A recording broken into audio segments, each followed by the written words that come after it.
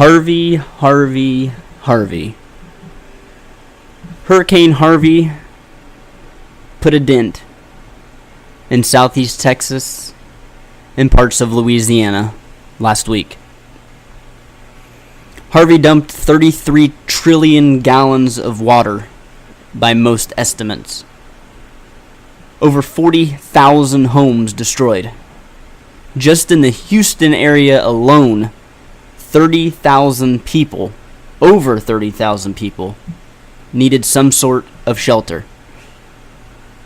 Around 1 million cars destroyed.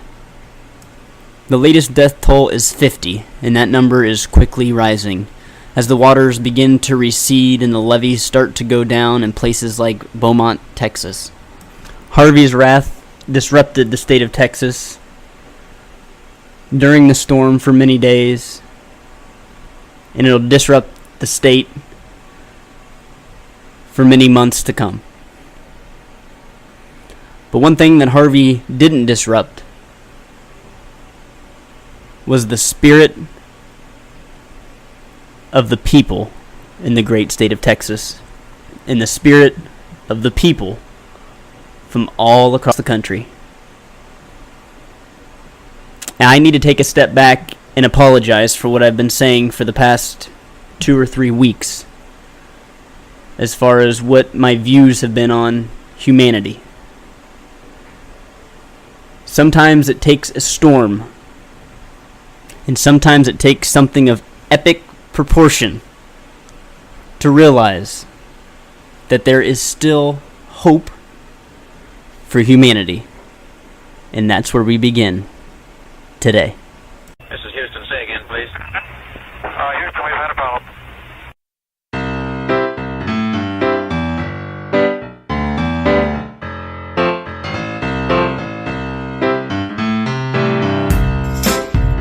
From Houston, Texas, this is the Liberty Root Podcast. We hold these truths to be self-evident, that all men are created equal, that they are endowed by their Creator with certain unalienable rights, that among these are life, liberty, and the pursuit of happiness. I can hear you. The rest of the world hears you. And the people who knock these buildings down will hear all of us soon. History is absolutely crystal clear that there is no alternative way so far discovered of improving the lot of the ordinary people that can hold a candle to the productive activities that are unleashed by a free enterprise system. Ask not what your country can do for you. Ask what you can do for your country. Hello, everybody, and welcome back to the Liberty Root Podcast on this 6th day of September 2017. My, what a week it was. And before I get into the meat and potatoes of what I want to talk about today on the podcast, I first want to relive me and my wife's experience of Hurricane Harvey. And I really didn't realize the magnitude of this storm until about Thursday evening. Because I think it was Thursday morning when someone came up to me and said, what are you guys doing to prepare? And I said, prepare for what?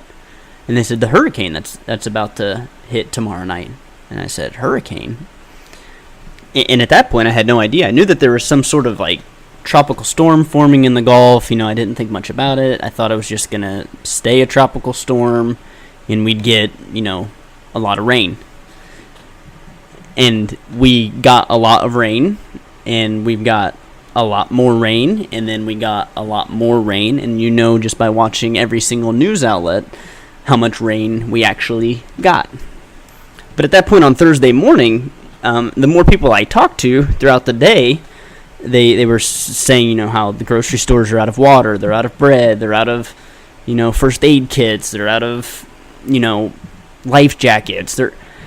I'm sitting there thinking, what in the world is going on? So I get home and I turn on the TV, and everywhere on the television Hurricane Harvey, Category... I can't remember if it was a Category 1 or a Category 2 at this point. I know it was upgraded from just being a tropical storm. So I turned on the news, and everybody was talking about it. And then I thought, oh man, I better start preparing now. So I go to the store, and of course, everything is off the shelves. There's no water, there's no bread. Most of the canned goods are gone. Most of the dry goods are gone. So, I grabbed what I could. I grabbed applesauce, Pop-Tarts, every type of brand of Dorito flavored chip you can possibly think of. Pretty much anything that was left on the shelves. We did happen to find a loaf of bread that was just from the bakery area, not like in a bag on the shelves. But so I got a lot of food. I mean, the only problem was it was all junk food. I mean, we would survive the storm if we lost power or anything like that, but we would come out on the other side of it weighing probably upwards of 350 pounds. I got the grocery trip out of the way, and then I was at work on Friday, and, did my normal day, nothing was going on, and then landfall was supposed to happen that evening. So, of course, I was up all night watching the news and watched it make landfall on Rockport, a little fishing town in southeast Texas, kind of in between Corpus Christi and Victoria, Texas. And what was fascinating to me was the upgrades in categories over such a quick amount of time. I don't know the exact time lapse, but I feel like it went from tropical storm to Category 4 as fast as a Bugatti goes from 0 to 60. And as we were watching this unfold Saturday, just the devastation and the raw power that this storm had, came to light when I started seeing the pictures come out of Rockport and Victoria and Corpus Christi and a lot of those coastal towns. I was in shock. And we live in North Houston, so we really didn't see the brunt of it until like Saturday evening going into Sunday all the way through Monday. That's when we got hit really hard with the torrential downpours. And I just want to say now, we were extremely fortunate, me and my wife. We stayed dry. The flooding, our cars are okay. The flooding to our west made it about 30 yards from where we live. And right there was about 3 feet of water, and we kind of live on like a hill. So it came up to just the bottom of that hill about 30 yards away. To the east of us, I would say it was maybe 50 yards down the street or so, and it was completely flooded, probably 4 or 5 feet of water. And then we were worried because the bayou that runs right behind us, Cypress Creek, it had breached over the bridge, and I mean, it completely devastated the neighborhood that's directly behind us, and anything that was right along the creek there. Completely devastated. I mean, there are some of those homes where you could just see, or I mean, it was touching the bottom of the roof, like where the gutters are. That's how high the water level was. And just to kind of paint a picture of how quick the water rose, I think it was Sunday, about 6 p.m., we were going to go grab something to eat real quick, kind of as like a Last Supper type thing. And the bridge is just south of us that goes over Cypress Creek. We were able to cross it. We noticed that the water was getting high, and we were able to make it home safely. But probably 2 or 3 hours later, went back down to the bridge, and it was completely underwater. And then that's when we saw that those neighborhoods back there were, I mean, just completely washed out. So by the time Monday morning came along, we were kind of trapped with where we at, or with where we lived. We could, we couldn't really go north, we couldn't go east, we couldn't go west, we couldn't go south. It was just kind of a sit and watch type of thing, and hopefully that it didn't affect us. So on Monday, I got up and I drove as far as I could south, like back towards that bridge, and what I saw was one of the most unbelievable sights that I have ever seen. And it had nothing to do with the damaged cars or the damaged houses or the mass amount of flooding that was surrounding us. But it was the heart of people. And I saw, cars and cars and cars and cars lining the street where it was still dry. And I thought, well, maybe these people were able to, salvage their vehicles. But then I noticed that each one of these vehicles had a trailer hooked up to the back, and I realized that those were boat trailers. And once I got down further to the bridge, it was pretty much just a sea of boats. And, they weren't Coast Guard. They weren't Sheriff's Department. They weren't, the constables that we have around here. I mean, I'm not saying that there wasn't, because there was, but the majority of those people were people like me and you. Just, they had a boat, they saw a need, and they showed up to help. And when I first got down there, I said, oh my gosh, do you have a loved one who's trapped? And the majority of them said, no, we don't have a loved one, but we're Texans, and this is what we do. And as I stood there at the top of the bridge watching these boats come back and return, and at the top of the hill also where there was dry land, there's these buses that were parked there, and they were taking the people that came off the boats into the buses, and they were taking them to shelters. And as I saw these families coming up, carrying their animals, and just have a few items that they were able to grab, from their home, that's when it really sunk in to me that this is a huge, huge deal, and it's a huge undertaking that's taking place.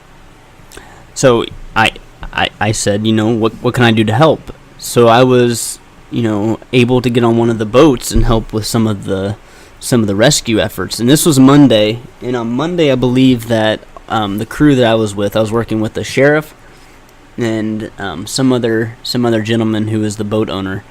And on Thursday we did 33 rescues, and we did, I think that day was 3 dogs and 2 cats. Well, then Tuesday came along, and I went to a different area because most of that area was already evacuated. And I was able to go north, driving out from where we live. And I heard that there was mass flooding, and I just, thought, what can I do to help? Maybe nothing, but I'm going to show up and do what I can.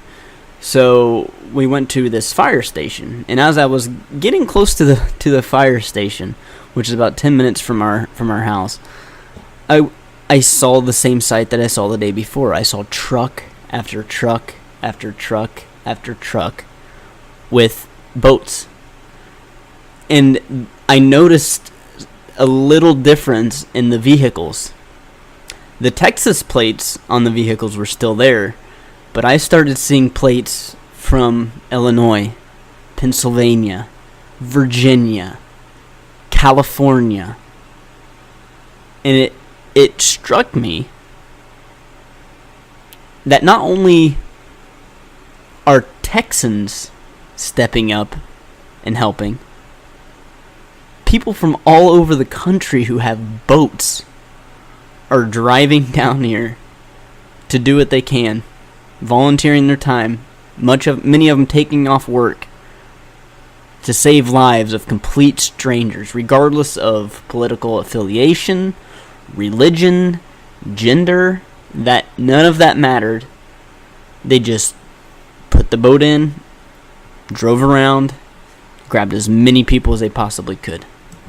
And probably the most moving or emotional thing that happened to me personally is we were on this boat, and we grabbed a family of 5. It was the mom, dad, 2 girls, and a boy, and they had 2 dogs. We had them in the boat, and we were driving them back up towards the buses, towards where it was dry land, and they would be sent to to a shelter to get warm and get food. It was kind of quiet as we were riding back. And like I said, this is a Hispanic family, spoke a little English. And as we were driving back, the dad just started singing, "God bless America, land that I love," and just started singing it. And we on the boat were all filled with deep emotion. It was unbelievable. And come to find out that he has been an American citizen for 8 years. And he was just so grateful to live in a country where men and women will volunteer, complete strangers, to save his life and the lives of his family and his neighbors. It just amazed him. And he was saying, "This is the reason I came here. It's the people. It's the people." And as I got home each evening, of course, I was glued to the television. And these types of rescues were going on all over the state. Just strangers with a boat and a huge heart. From Corpus Christi to Rockport to Victoria to Galveston to Kingwood to Beaumont to Lake Charles, Houston, Katy, Spring, and everywhere in between. When they would do the drone shots or the helicopter shots in some of these neighborhoods, it would be filled with boats. Every street had a boat. And every boat had a crew of men and a boat full of people that they're rescuing and saving lives. Even though the storm wreaked havoc, and it's going to go down in history as being the most expensive storm, there's some calculations of upward, it's going to be about $190 billion to rebuild what was torn down by Harvey.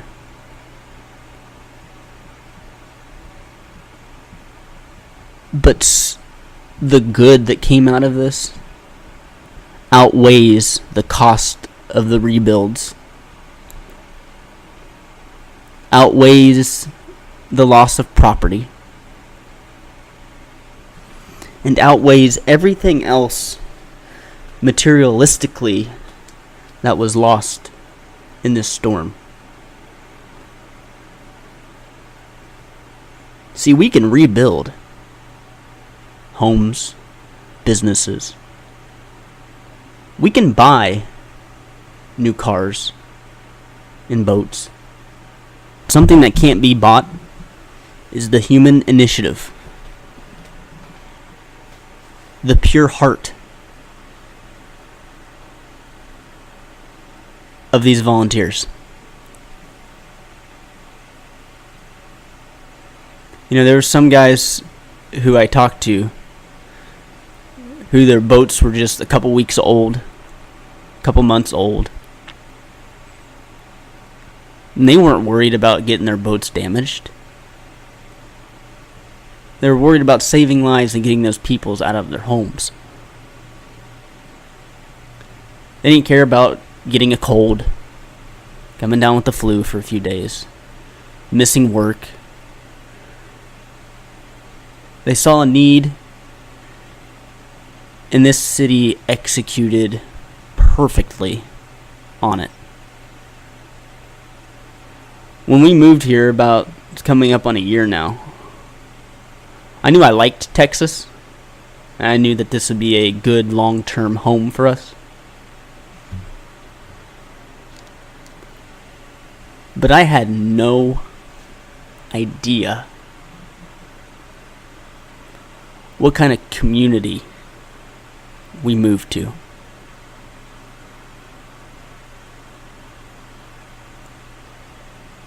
In going through this storm, I want to admit that I've been wrong on some of the stuff I've been saying on this podcast, and I apologize for it. I've been talking about humanity and how hope is lost and there is none. But I believe sometimes God works in mysterious ways. And I think that this storm was brought to restore that hope in humanity for people like me and others who had the same thoughts from the other things that have been transpiring around the world. But the millions of dollars in donations that have came in, the lines of volunteers at the shelters, the streets filled with trucks and boats from all over the country. I was wrong. Not only is there hope in humanity, humanity is here. Humanity is right now. Yes, there's so much wrong with the world, and there is problems in individuals. But this opened my eyes so wide of who we are as Americans. We are the unknown soldiers, risking our lives to save the lives of others, complete strangers. I take my hat off to every single law enforcement personnel. Every police, firefighter, EMT, Coast Guard, doing their job.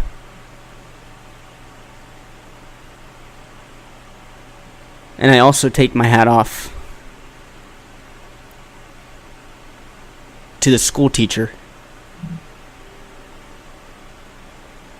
to the pilot,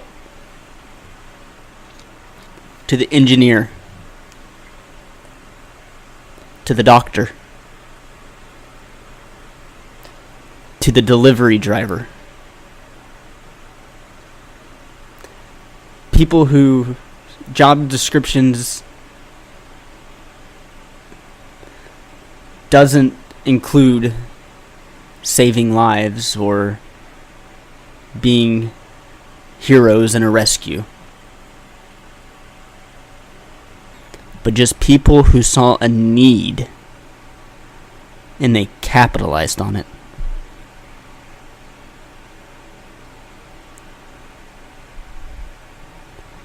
The devastation is so widespread. The loss of life is tragic.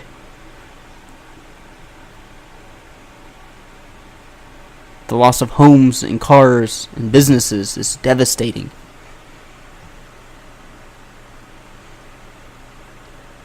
And through all of this tragedy, I couldn't be more proud to consider myself a Texan and a Houstonian.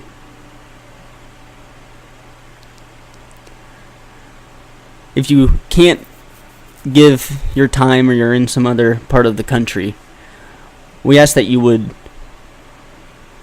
donate to foundations like the American Red Cross and the J.J. Watt Foundation. He's doing some great work with his foundation. And I know for a fact if you were to give to these two charities that money, 100% of it, and there's many, many others, those are just the ones that I can name off the top of my head, 100% of that money is going to relief efforts for everybody who is impacted by this storm. And with all of this, I've never been more proud to say God bless America and God bless the great state of Texas. Back in a minute.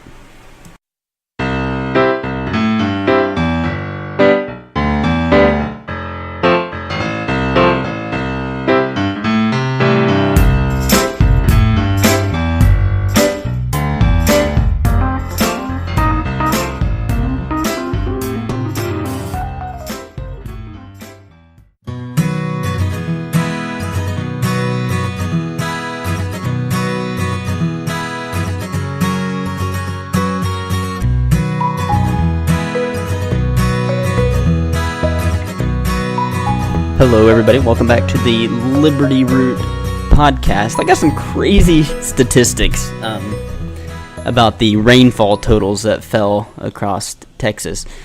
And get this, okay, right now they're saying it's 33 trillion gallons of water, and this is based off of 20 trillion gallons of water. And this is crazy to put into perspective how much rain actually fell over the southeast Texas. Okay, so Beaver Stadium is one of the largest college football stadiums, and it's where the Nittany Lions play up in Pennsylvania. 20 trillion gallons of water would fill that stadium 75,471 times, and that stadium holds 106,000 people. The amount of water Texas received would be like the tallest and biggest waterfall at Niagara Falls, which is Horseshoe Falls. That would be that waterfall emptying into Texas for 9 straight months.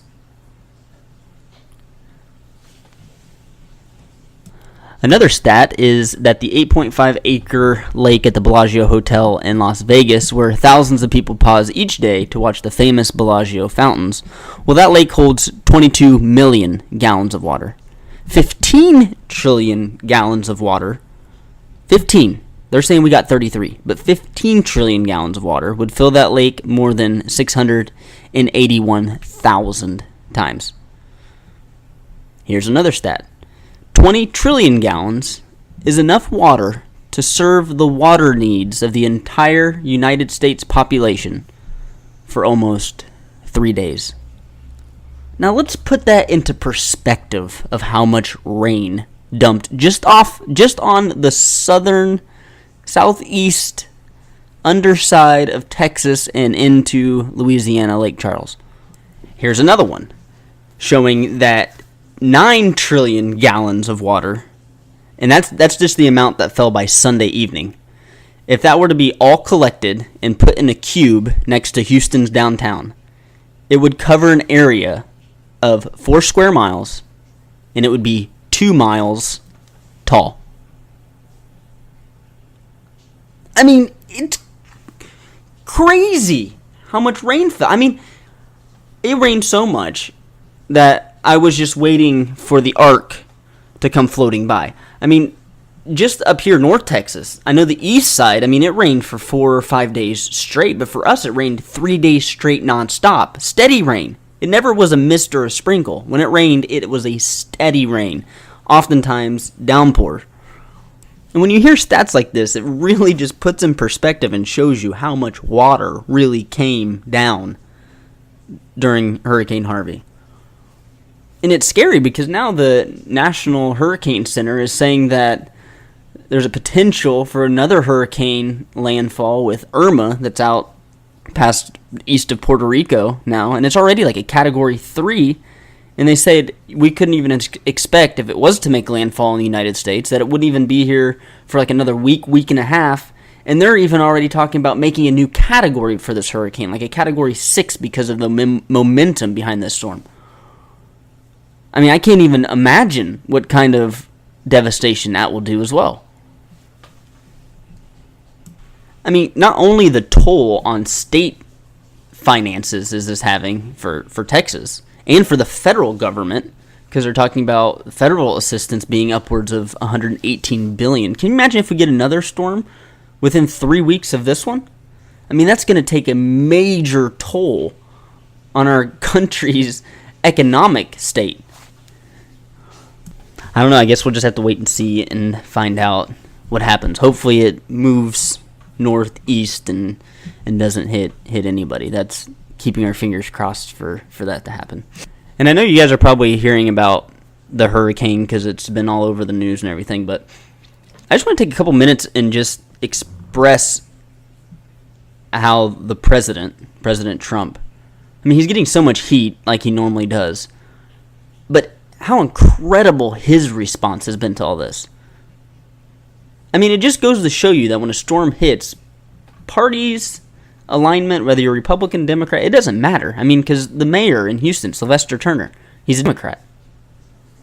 Sheriff, Republican. Governor, Greg Abbott, Republican. Trump, Republican. They all came together, though, and a beautiful thing happened. I mean, you can't prepare for a storm like this, but we were the best prepared, financially and as far as emergency management as anybody could be in a storm like this. I mean, Trump came down on, what was it, Wednesday? And he even said that he didn't want to go into areas, that were still flooded because rescues were going on, and he didn't want to be a distraction for those rescues. So he visited Corpus Christi, which was pretty much already out of the woods at that point. And then he came back this weekend and visited Houston. I mean, it's incredible. The way he's handled this is unbelievable, and I commend him for that. Same with Mike Pence, Vice President Mike Pence. He was down here surveying the area and offered his support to Houstonians and Texans alike. And also an amazing group is the Cajun Army out of Louisiana, who kind of got formed out of Katrina. They were unbelievable. I mean, there was one guy that I talked to. He was from the Cajun Army. He was like one of their group leaders or something like that. And just his crew alone from Louisiana was 8,000. 8,000 people. And they were here by Monday to help. I mean, just unbelievable. Like I said in the first segment, I just can't get over the humanity and the heart of people from all walks of life, all over, who just come to help out because that's just the right thing to do. Unbelievable. And before we get into our Heroes in History segment for this week, I want you to listen to a song. Coldplay, the band, was supposed to be performing here in Houston last Saturday, or the Saturday when the storm hit. And, of course, they had to cancel for the safety of the people who were going to be going to their concert. Well, a few days later, they had a concert in Miami, and they specifically wrote this song. I mean, I wish I had the talent to just on the spot write a song. But they specifically wrote this song for Houston because since they couldn't be here, they felt that they needed to do something. And I want you to listen to this song as we go into our next segment. And I just want to say a thank you to those guys because it's pretty awesome. So I'll let you guys listen to that now.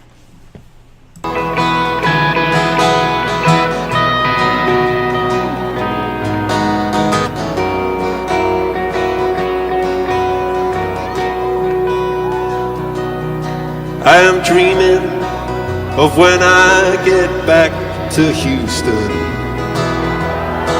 I'm dreaming of that fair and special place. I'm dreaming of when Houston has no problem. In that city where they send you into space. I'm dreaming of when I get back to Texas. Corpus Christi, Harris County, Galveston. There's a harmony that hums down there in Houston. Oh, Houston, you got to keep on keeping on.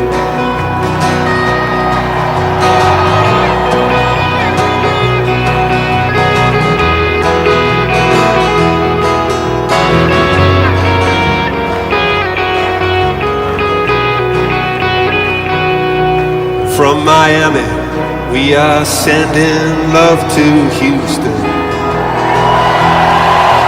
We are praying that you make it through the rain. I know nothing's gonna break the will of Houston. Oh, and we can't wait to go down there again. I am dreaming of when I get back to Texas. Corpus Christi, Harris County, Galveston. There's a harmony that forms down there in Houston. Oh, Houston, got to keep on keeping on. Take a jump.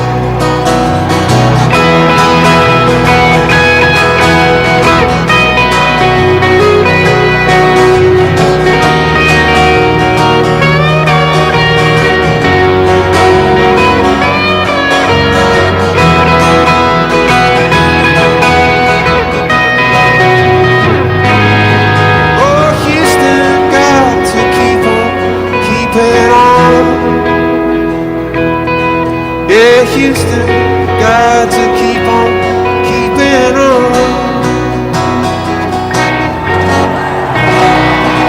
All right, send it up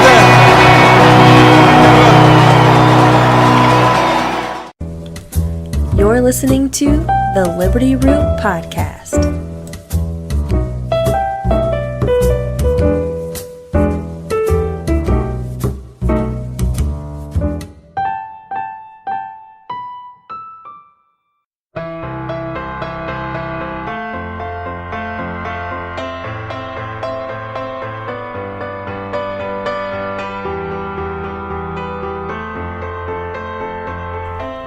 We are at that time of the podcast where we say goodbye for the evening. I want to thank each and every one of you for joining us this evening on the podcast.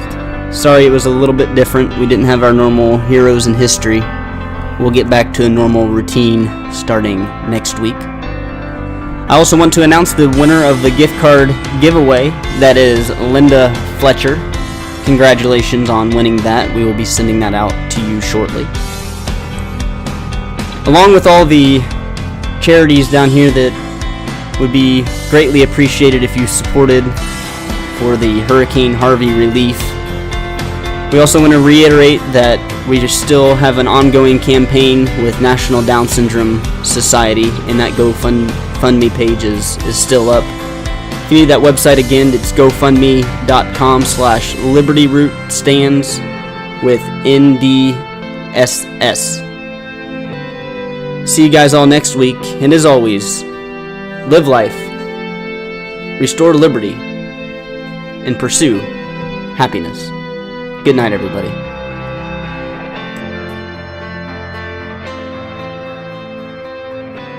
This has been a Liberty Root production.